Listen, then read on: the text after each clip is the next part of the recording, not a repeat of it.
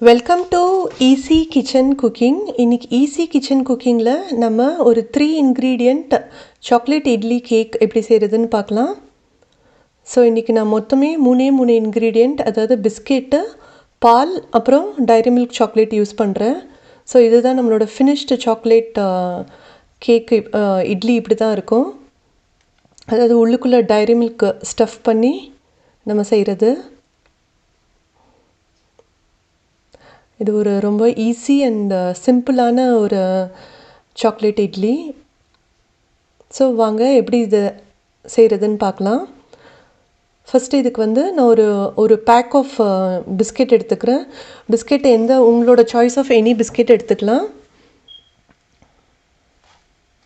So இந்த பிஸ்கெட்டை நல்லா நான் ஒரு மிக்ஸி ஜாரில் பீசஸ் பண்ணி வச்சுக்கிறேன்.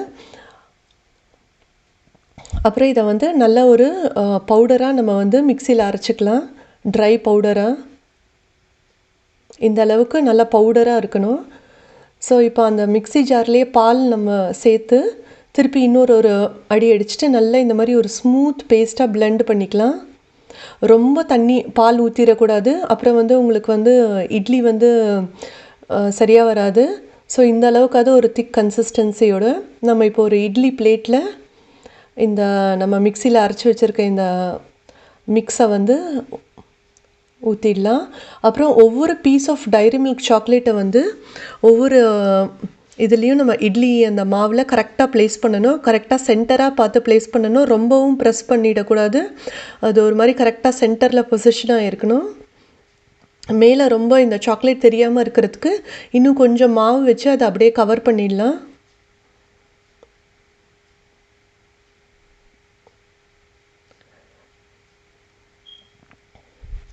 இந்த அளவுக்கு அதை கொஞ்சம் நல்லா சரி லெவல் பண்ணிவிட்டு, நான் இன்றைக்கி ஒரு குக்கரில் இந்த இட்லியை நம்ம நார்மலாக இட்லி குக் பண்ணுற அதே ப்ரொசீஜர் பிரகாரம் இதை குக் பண்ணணும். ஒரு 5 to 10 மினிட்ஸில் இது சீக்கிரம் குக் ஆகிடும். கொஞ்சம் நேரம் ஆறட்டும். இப்போ நம்மளோட இட்லி எல்லாம் ரெடி ஆகிடுச்சு. இதை எடுக்கும் போது ரொம்ப கேர்ஃபுல்லாக எடுக்கணும், ஏன்னா உள்ளுக்குள்ளே அந்த சாக்லேட் மெல்ட் ஆகி ஒரு மோல்டன் ஸ்டேஜில் இருக்கும்.